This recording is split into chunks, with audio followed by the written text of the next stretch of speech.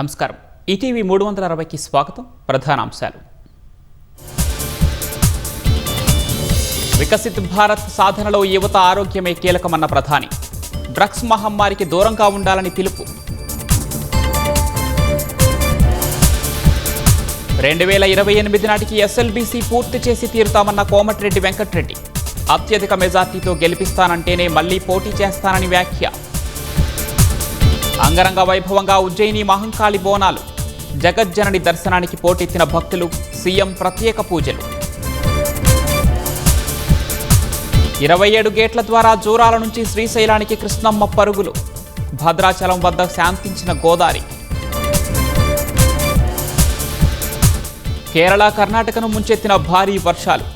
నదులు పోటెత్తడంతో జలదిగ్బంధంలో అనేక గ్రామాలు.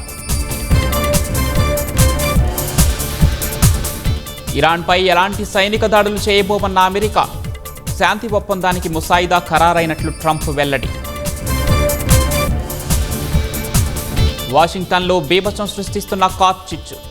ప్రజలు సురక్షిత ప్రాంతాలకు తరలి వెళ్లాలని అధికారుల సూచన.